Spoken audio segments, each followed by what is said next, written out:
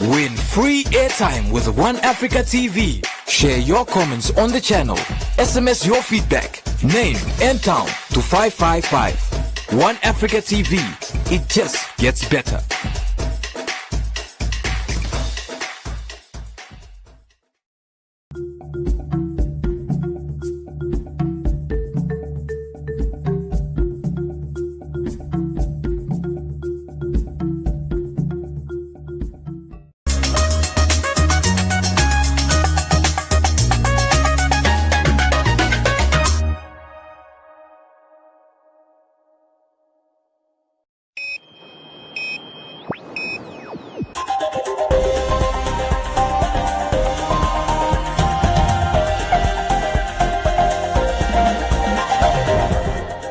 Today on One, your daily dose of local affairs and social media commentary. Today on One, VET levy employer training grant open for submissions. Dordabus community probes government on ancestral land rights. Rehoboth mayor speaks out on monthly earnings. And magicians claim victory in Women's Super Cup final.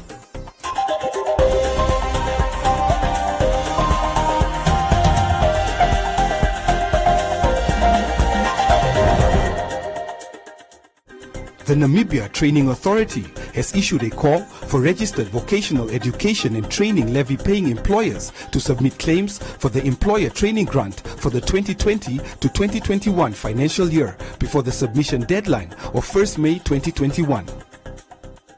Speaking at a media briefing at the NTA offices in Windhoek, Virginia Kaimu, the general manager of the National Training Fund, announced that the NTA, as the collecting agent of the VAT levy, calls all eligible employers to submit their claims for the employer training grant. Employers may claim within 31 days after the end of the NTA's financial year, which is 31st March every year. They may claim up to 50% of the levies they paid for that financial year. This is on condition that they submit applications which contain evidence of training implemented and as well as the actual cost thereof. A further condition is that an employer's levies are paid for the full financial year and that there's no interest nor penalties outstanding. The general manager of the National Training Fund added that, so far, the NTA has no outstanding payouts owed to any registered VAT levy-paying employers and that the NTA is also in the process of automating the application system to improve the efficiency of the employer training grant application process.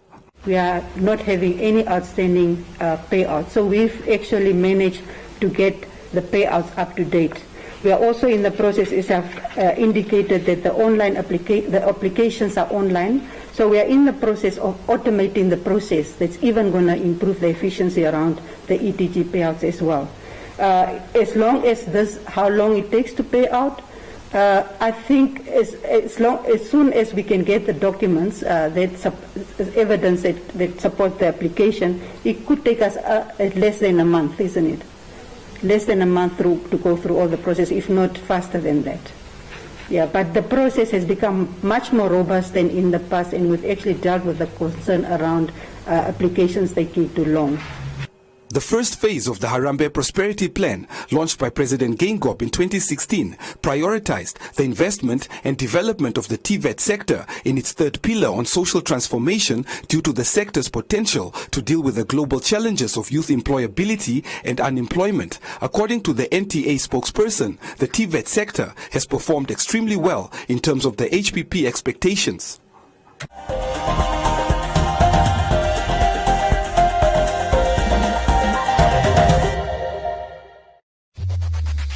Win free airtime with One Africa TV. Share your comments on the channel. WhatsApp your feedback, name and town to 081 200 6659. One Africa TV. It just gets better.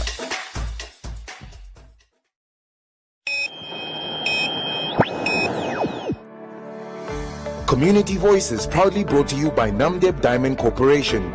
Good today, better tomorrow. The community of Dordabes have petitioned the Minister of Agriculture water and land reform to look into inputs given by the residents at the Second National Land Conference.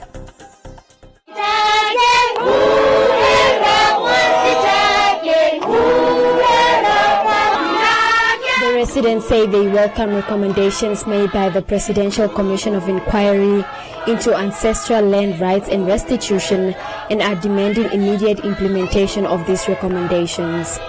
According to the community chairperson, some residents have been living on the 10-hectare farm Dordabe since independence, which according to the community chairperson, there are certain portions of the land that belonged to government prior independence but were however deregistered. We cannot build any proper houses as we do not own land on which we have put up these shacks. Our residents have joined housing savings groups through the Shack Dwellers Federation, but since it's so-called private property, we are not allowed to improve our housing conditions. We are overcrowded as more than 100 households and 2,000 inhabitants share 6 hectares of land, forcing 3 to 4 generations of families to scramble on top of each other on small place. Our children's education and future is under threat as the so-called title holders are refusing to renew the 50-year-old contract signed with the Evangelical Lutheran Church in the Republic of Namibia that includes the school and the hostel. It's becoming difficult to give our loved ones a dignified burial as we are charged exorbitant burial fees of $600 as the same rate as Windhoek or Oponganda Cemetery. Before being allowed to bury our loved ones, we are obliged to clean the whole town of Dordapes. And only after inspection from the so-called title holders, we are given key to prepare the grave. The petition was scheduled to be received by the Windhoek Rural Constituency Councillor, Pete Adams, who was a no-show as he was occupied with other urgent matters. The petition was, however, received by his senior administrations officer. Saying perhaps to feel that the councillor is not here because he's not supporting what you are doing, that's not correct.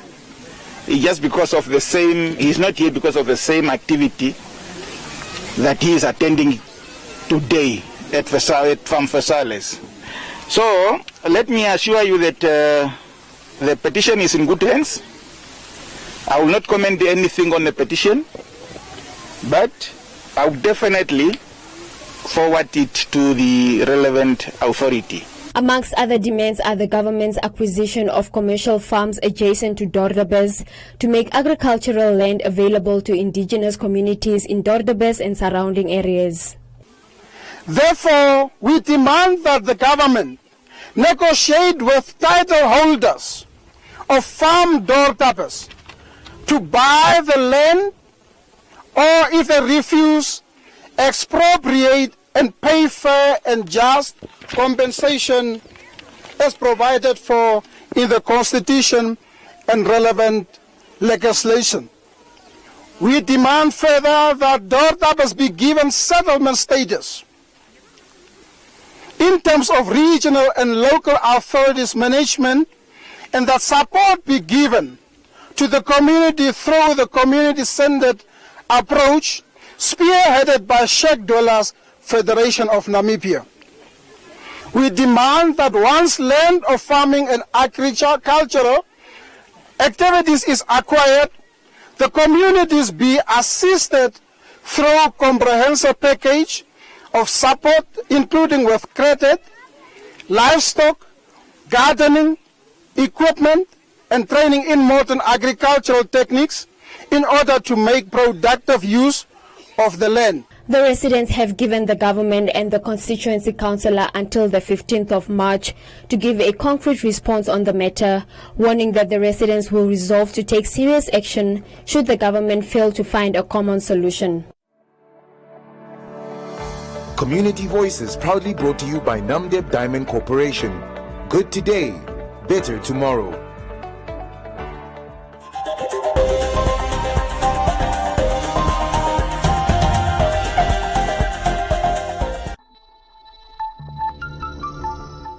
My brother, if she say no, she means no. Let's speak out against gender-based violence. Together, we can make Namibia a safer place for everyone. My Namibia, my country, my pride.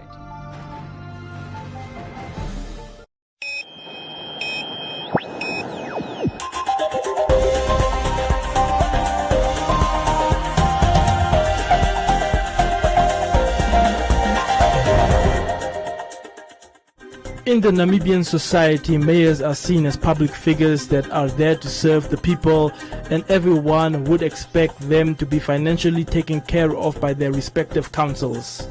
Mayor of REBROAD recently made public his monthly earnings as a mayor to make the public aware that the amount does not reflect the sacrifices they make. I put it on Facebook. I put it on Facebook for the simple reasons being elected a mayor means you are basically 48 hours every day on your feet. You have to answer calls non-stop. You have to address problems immediately. You have to consult with your other counselors. It is draining. You have to neglect your family. There's no regard for your privacy. And doesn't matter if you're just a normal counselor, it still requires the same amount of effort every day, while only earning $5,980 something and 16 cents. And that to me is the reason why corruption have been taking place so much in your local authorities, in tenders as well as in property. So they must find a way to survive. Otherwise, you have to settle with people which find that amount of money enough and sufficient. REBROAD Mayor Rudy van Wyk said that the town council do not have the authority to make decisions, as council members have to wait for instructions from their party leaders. Like I said, the situation is split. There's 2 LPMs, there's 2 REDMAs, there's 2 SWAPOs, and 1 UBM. So there's a split in decisions which way to take. REDMA being a local association with local people making decisions for our situation here on the ground, can make the decision what we must do. The other parties must wait for their leaders to decide which way to take. And we cannot wait any longer. I am fully ready if I don't find an opposition to closely work with and form a bloc and make sure that we execute as promised during our campaigns. We will not stand and sit and wait for any more maneuvers to make us look bad or to prove us as failures. But we are ready to step down and stand back as mayor or MC members if we don't have a bloc, if we don't form a solid bloc with a strong party that can make decisions very fast and refuse to listen to oppositions that they don't have the best interest at heart for REBROAD. In a recent media statement, the Association for Local Authorities in Namibia has proposed a 50% annual increase for members of different town councils.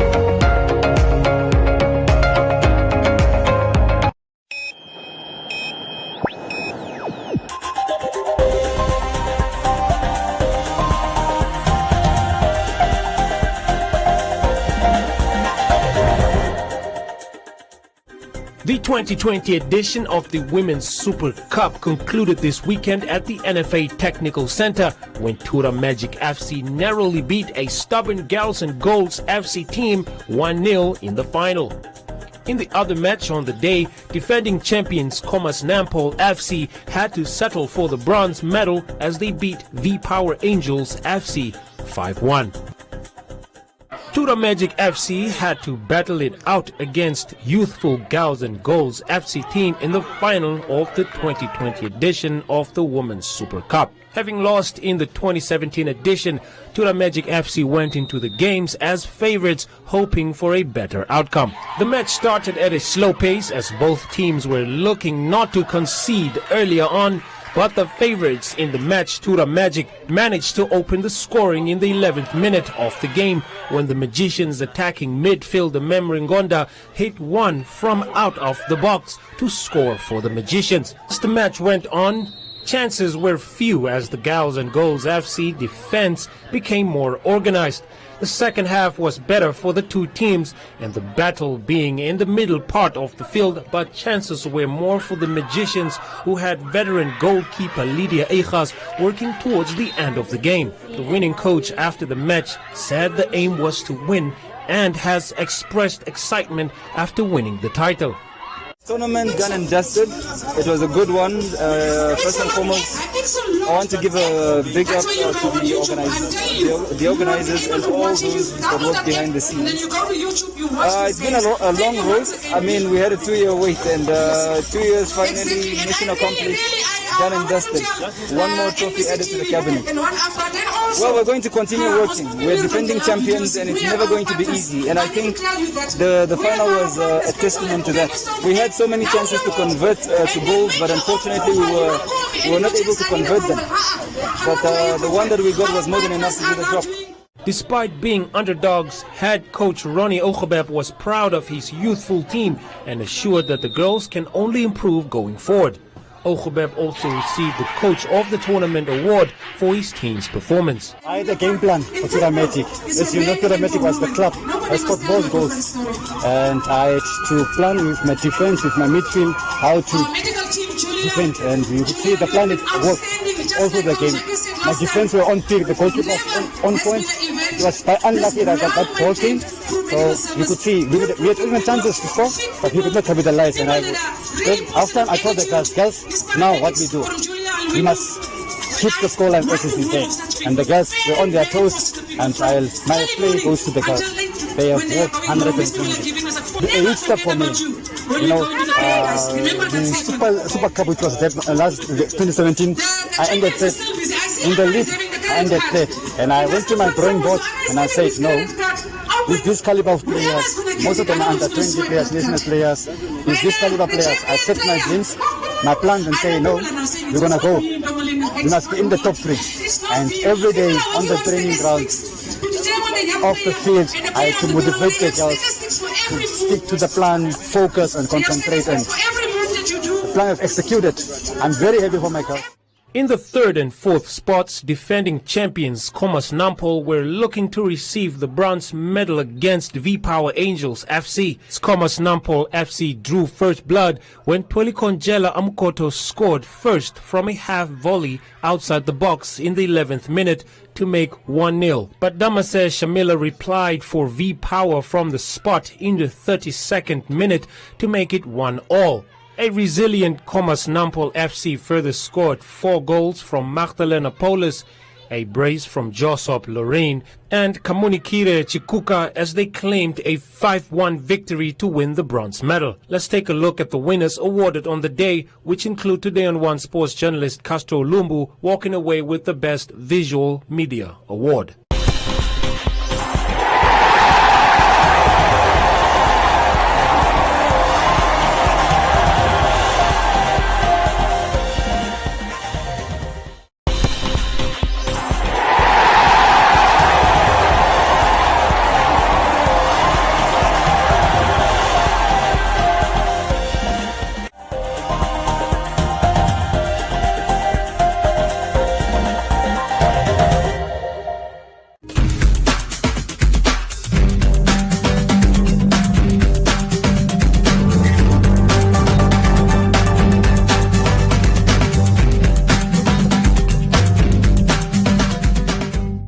Hello and welcome to today's episode of 700 Club Nigeria. Today on 700 Club Nigeria, a woman encounters inexplicable pain after the delivery of her baby. An interesting chat with the Israeli ambassador to Nigeria. Plus, we learn about the power within our spoken words. My portion in the land of the living, help me sing. As for me, and my house we will serve thee all.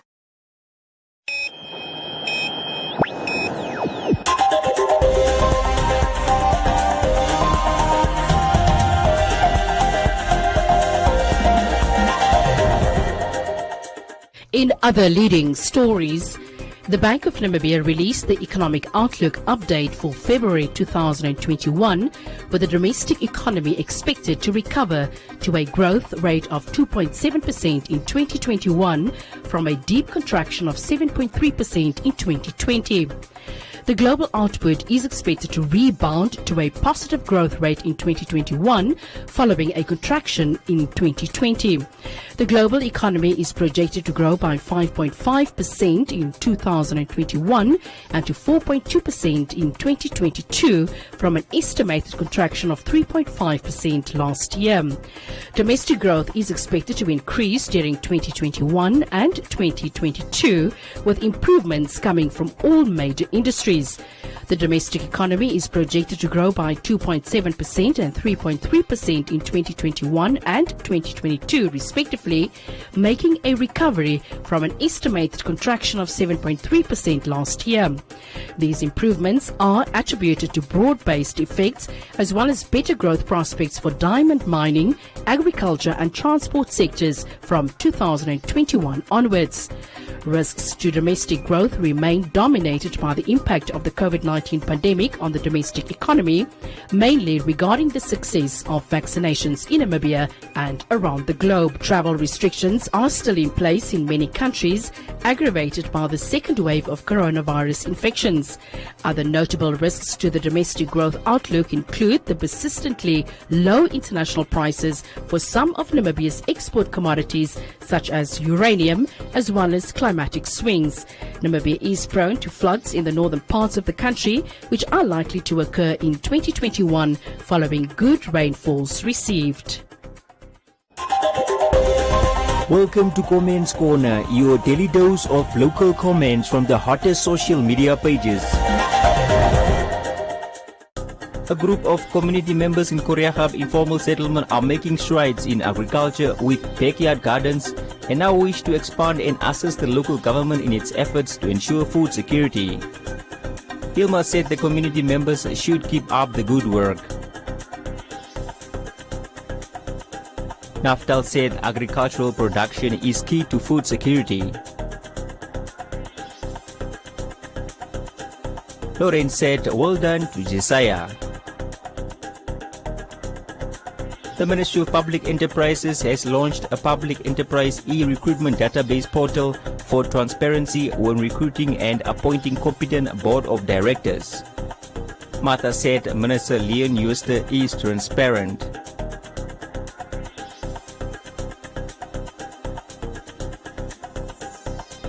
Jacob said seeing is believing and said the ministry should have a look at financial reports and boards of directors in SOEs.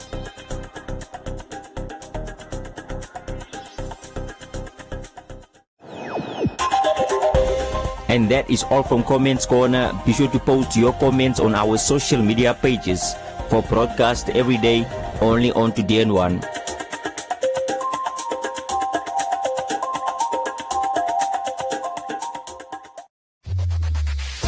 Win free airtime with hashtag #LearnOn1. Share your comments on the lessons. SMS your feedback, name and town to 555. Hashtag #LearnOn1. Invite learning in.